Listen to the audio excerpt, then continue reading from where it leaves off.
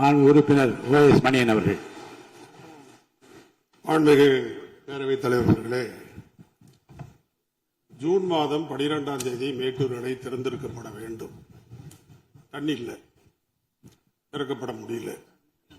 ஆனால் இன்றைக்கு விவசாயிகள் பெரிதும் பாதிக்கப்பட்டிருக்கிறார்கள்.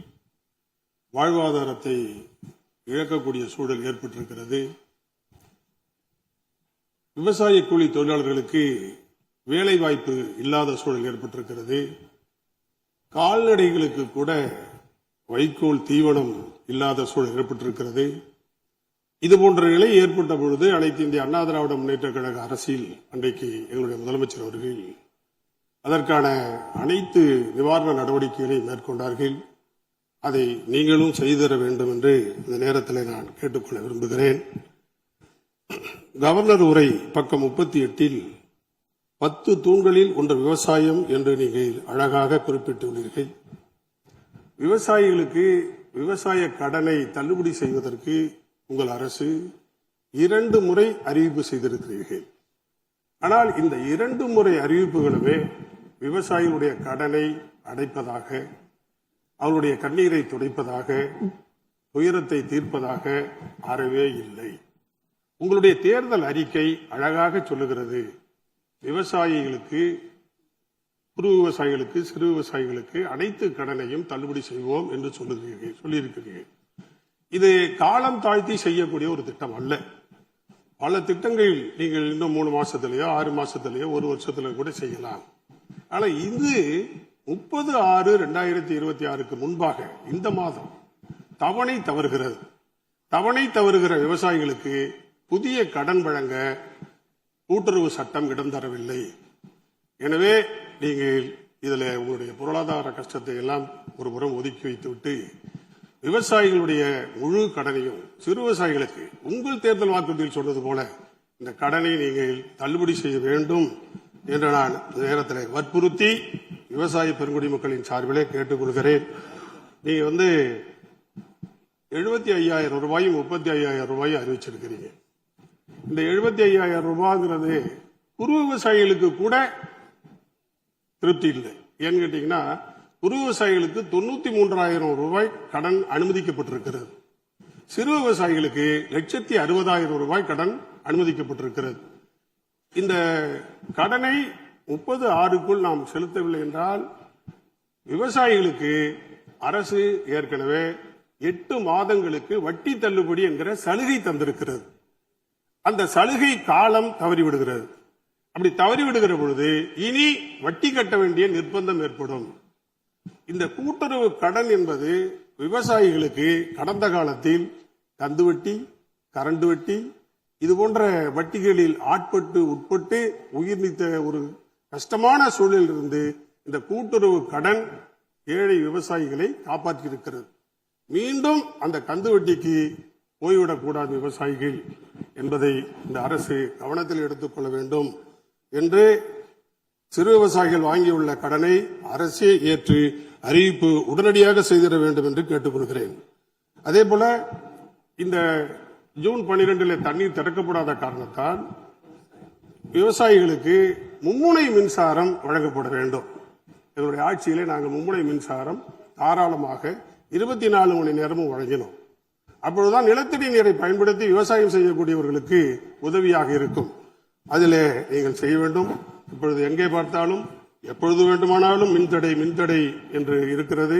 அதை நீங்கள் தீர்த்து தர வேண்டும் என்று இந்த நேரத்தில் நான் கேட்டுக்கொள்கிறேன். நான் அந்த வெளிகுண்டுல ஒரு சிறு பிரச்சனை ஒன்று அரசுக்கு தகவலாக தர வேண்டும், வேற குற்றமோ குறையோ கிடையாது. அதை நீங்க அனுமதிக்க மாட்டேங்கிறீங்க. அது சொல்லுவது ஆரோக்கியமாக இருக்கும் என்றுதான் கருதுகிற, வேற ஒன்றும் கிடையாது. அதாவது என்னன்னு கேட்டீங்கன்னா, அமைச்சருக்கு கூட நான் சொல்றேன், வெளிகுண்டுங்கிறது மேட்டூர் தண்ணிய, அங்க காவிரியில வரக்கூடிய தண்ணியை அளவு செய்யக்கூடிய இடம். இந்த மேகதாது அணை என்பது அதிலிருந்து 4 கிலோமீட்டர் தூரத்துல தான் கட்டுறதாக முடிவு செய்யும்.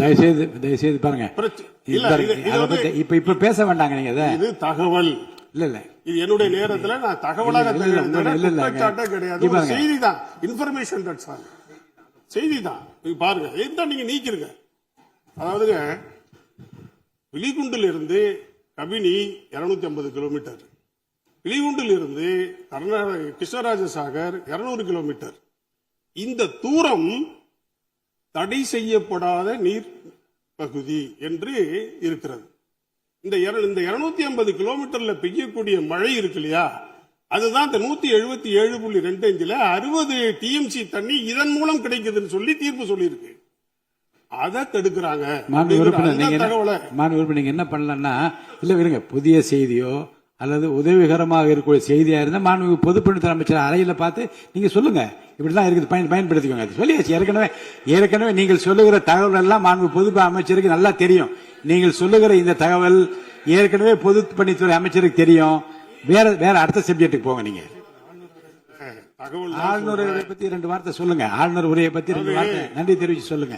நாங்கெல்லாம் காலையில 6 மணிக்கு ஏறு பிடிச்சி உழுதுவிட்டு 9 மணிக்கு அதுக்கு பிறகுதான் பள்ளிக்கூடத்துக்கு எங்க அப்பா அனுப்புவார். அப்படி உழுத நாங்க நிலத்துல சேத்துல நின்றுனாங்க. எங்களுக்கெல்லாம் விவசாயத்தில் அத்தனை இன்னைக்குதான் இயந்திரமயமா இருக்கு. அன்னைக்கெல்லாம் மனித ஆற்றலை பயன்படுத்தி தான் எல்லாமே நடு வச்சு நாங்க உழைச்சனாங்க. இல்லைன்னா நாங்கெல்லாம் சோறு திங்க முடியாது. அதனாலதான் நாங்க வற்புறுத்தி இது உங்கள்கிட்ட சொல்றோம், வேற ஒன்றும் இல்லை. அதே மாதிரி இப்ப 125 நாள் வேலை மத்திய அரசு அறிவித்திருக்கிறது.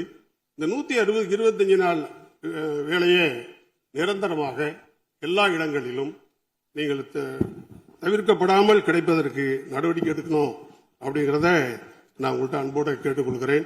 அதே மாதிரி இந்த கருணை அடிப்படையிலான அரசு ஊழியர்கள் இறந்துட்டாங்கன்னா கருணை அடிப்படையில் வேலை கொடுக்குறீங்க.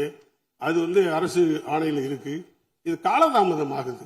ரொம்ப காலமா கொடுக்கப்படாமல் இருக்குது. அது தவிர்க்கப்படாமல் அவர்களுக்கு உடனடியாக கிடைக்கணும். குறிப்பா கல்வித்துறையில் தாங்க இது ரொம்ப பெண்டிங் இருக்குது. அதே போல சீக்கிரமா முடிங்க. ஏன்னா மாண்பு எதுக்கு பேசி முடிக்க நான் பேசவே இல்லையே. அதிகமா தொகுதியை பத்தி நிறைய பேசிட்டீங்க ஆரம்பத்திலேயே. 12:47 ஆரம்பிச்சீங்க. அந்த குறுக்கீடு இல்லாம கிட்டத்தட்ட 18 நிமிஷம் பேசிருக்கீங்க. சீக்கிரமா முடிங்க. நிறைய நேரம் எடுத்துக்கிட்டாங்க. அதே போல இந்த அரசு ஊழியர்களுக்கு பென்ஷன் இருக்கு பாருங்க, அது பல காரணங்களால வழங்கப்படாமல் நிலுவையில் வழக்கு என்று சொல்லி ஃபைல் கோப்புகள்லாம் நிலுவையில் இருக்கு. அதையெல்லாம் பரிசீலனை செய்து வழங்க வேண்டும் என்று கேட்டுக்கிறேன். அதே மாதிரி இபி டிபார்ட்மெண்ட்ல நீங்க 2019 இருந்து இதுவரைக்கும் ஏஇ போஸ்டிங்காக வேண்டி விண்ணப்பிக்கிறாங்க, இன்டர்வியூக்கு போட்டாங்க. கொரோனா வருது, நீதிமன்றம் தள்ளிடுது. இதனால அந்த இன்டர்வியூக்கள் நடக்காம இருந்து போச்சு. இப்ப இன்டர்வியூ கூப்பிடும் போது உங்களுக்கு வயசாயிடுச்சுன்னு சொல்றாங்க. அதை அந்த வயதை தளர்த்தி எல்லோரையும் அனுமதிக்க முதலமைச்சர் அவர்கள் முடிவெடுக்க வேண்டும் என்று இந்த நேரத்தில் நான் கேட்டுக்கிறேன். அதே மாதிரி எங்களுடைய முதலமைச்சர் எடப்பாடியார் அவர்கள் சேலத்தில் 1000 கோடி ரூபாயில ஒரு கால்நடை ஆராய்ச்சி கால்நடை கல்லூரி கொண்டு வந்தாங்க. அது இப்ப காலேஜ் மட்டும் இயங்குது, ஆராய்ச்சி நிலையம் இயங்கப்படலை.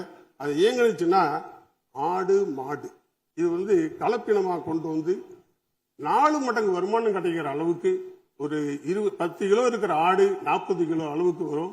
அதே மாதிரி 10 லிட்டர் கறக்கிற மாடு 40 லிட்டர் கறக்கும். வருமானம் பெருகும். அது ஆராய்ச்சி நிலையத்தை காலதாமதம் இன்றி நீங்க உடனடியாக தொடங்க வேண்டும் என்று கேட்டுக்கிறேன். அதே மாதிரி ராணுவ தளவாட உற்பத்தி தொழிற்சாலை தமிழ்நாட்டில் திருச்சி, சேலம், ஓசூர், சென்னை, கோவை நகரங்கள்ல மத்திய அரசு அறிவிச்சு அதை திரும்ப நீங்களும் கொண்டு வரணும் கேட்டுக்கிறேன். தமிழ்நாட்டில் கிருஷ்ணகிரி, தருமபுரி, சேலம், திண்டுக்கல், தேனி, நாகப்பட்டினம் போல மாவட்டங்கள்ல மாம்பழம் உற்பத்தி அதிகமா இருக்குது. இப்போது விலை இல்லை. 1 கிலோ மாம்பழம் 5 ரூபாய்க்கு தான் கேட்கறாங்க, வாங்குறாங்க. அதனால விவசாயிகள் பெரிதும் பாதிக்கப்பட்டிருக்கிறாங்க. அதனால இப்ப மேற்கத்திய நாடுகள் வேற போர் நடக்கிறதுனால ஏற்றுமதி ஆக முடியல, அந்த பழக்கூழ் ஏற்றுமதி ஆகல. அதனால அரசு இதுல தலையிட்டு அந்த குறைந்தபட்ச விலை நீங்க கொடுக்கணும்.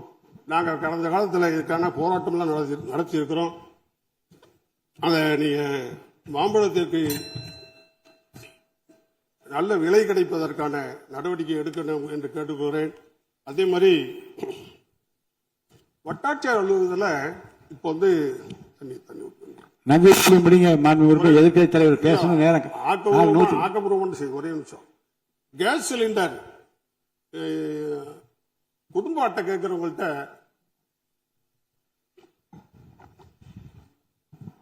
குடும்ப அட்டை கேட்டு விண்ணப்பிக்கிறவங்கள்ட்ட கேஸ் சிலிண்டர் அட்டை கொண்டாங்கன்னு கேட்கிறாங்க. அது எப்படி கொடுக்க முடியும்? அது தவிர்க்க வேண்டும் என்று கேட்டுக்கிறேன். அதே மாதிரி விவசாயிகள் பயிரிடுகிற சவுக்கு இருக்கு இல்லையா, ஃபயர்வுட், அது இதுவரைக்கும் வனத்துறையில தான் இருக்குது. வனத்துறையில் இருக்கிறதுனால இயற்கை இடர்பாடுகள் ஏற்படுகிற பொழுது அவங்களுக்கு எந்த விதமான உதவியும் கிடைக்கிறதுக்கு சிரமமா இருக்கு. அதனால அதையும் வேளாண் துறையின் கீழ் கொண்டு வர வேண்டும் என்று நான் நேரத்தில் கேட்டுக்கிறேன். என்னுடைய முதலமைச்சர் அவர்கள் காவலர் செயலி, அனைத்து மகளிர் காவல் நிலையம், பெண் கமாண்டோ படை அமைத்து பெண்களுக்கான பாதுகாப்பை கொண்டு வந்தார்கள். அதை கைவிடாமல் சிறப்பாக செய்ய வேண்டும். குடிமராமத்து விவசாயிகளுக்கு மிகவும் பயன்பட்டது. அதுவும் இதுபோல ஜூன் 12 தண்ணி திறக்காத போதுதான் அந்த குடிமராமத்தை முதலமைச்சர் அவர்கள் அறிவித்தார்கள். அதே போல நீங்களும் அறிவிக்க வேண்டும் என்று கேட்டுக்கிறேன். அதே போல நடந்தாய் வாழி காவேரி, கோதாவரி காவேரி இணைப்பு, சிங்கிள் விண்டோ சிஸ்டம், கூட்டுறவு கடன் 12,110 கோடி தள்ளுபடி பண்ணாங்க. 100% பயிர் காப்பீடு திட்டம், வண்டல் மண் எடுத்துக்கொள்ள அனுமதி வைங்க. கொஞ்சம் மானிய கோரிக்கைலாம் வரும்போது கொஞ்சம் மீதி வைங்க, அப்ப நிறைய பேசலாம், நிறைய நேரம் கொடுக்கலாம். அப்ப உங்களுக்கு அரசு பட்ஜெட் போட போறாங்க, அந்த நேரத்துக்கு இது கொஞ்சம் மத்திய அரசின் விதிகளை கூட எடப்பாடியார் அவர்கள் தளர்த்தி 13,500 ரூபாங்கிற இடுபொருள் மானியத்தை 20,000 உயர்த்தி கொடுத்தாங்க. அதே மாதிரி 2 ஹெக்டேர் தான் பயன்படுத்த நிவாரணம் கொடுக்கணுங்கிற போது எல்லா நிலங்களுக்குமே நிவாரணம் என்று எடப்பாடியார் அறிவிச்சாங்க. அதே போல தென்னக நதிகள் இணைப்புக்கான சீரிய நடவடிக்கை வேண்டும். வெளிநாடுகளில் தமிழ் இருக்கை அமைப்பு தொடர வேண்டும். மீனவர்கள் இலங்கை கடற்படை கொள்ளையர்களால் கொல்லப்படுவதை நாங்கள் நிறுத்தினோம். அதே போல இன்னைக்கு இலங்கை மீனவர்களுடைய படகுகள் அந்த அரசால் அரசுடைமையாக்கப்பட்டிருக்கிறது. அந்த அரசுடைமையாக்கப்பட்டிருக்கிற அந்த படகுகளை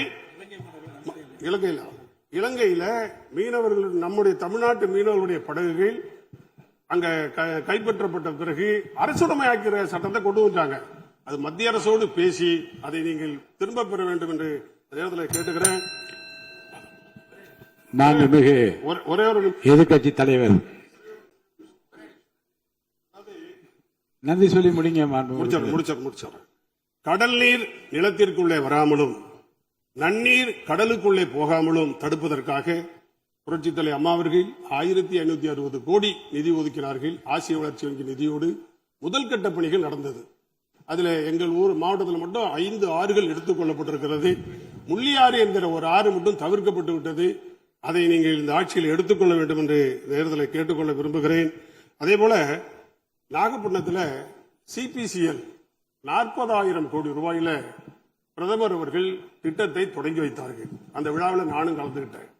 நிலம் கையகப்படுத்தி விட்டது. ஆனால் அந்த திட்டம் இன்றைக்கு கைவிடப்பட்டதா அல்லது நிறுத்தி வைக்கப்பட்டிருக்கிறதா தெரியல. ஆந்திராவுக்கு போயிட்டதாக சொல்றாங்க. அந்த 40,000 கோடி ரூபாய் சிபிசிஎல் திட்டத்தை, எண்ணெய் சுத்திகரிப்பு ஆலை திட்டத்தை நீங்கள் பிரதமரிடத்தில் பேசி அது மீண்டும் கொண்டு வந்து வேலை வாய்ப்பை ஏற்படுத்தி தர வேண்டும். மாண்புமிகு எதிர்க்கட்சி தலைவர் திரு உதயநிதி ஸ்டாலின் அவர்கள் அமைதியாக உட்காருங்க. நிறைய பேசிட்டீங்க, நிறைய கருத்துக்கள் சொல்லிட்டீங்க, அது போதுமானது. இன்றைக்கு மாண்புமிகு எதிர்க்கட்சி தலைவர் அவர்கள்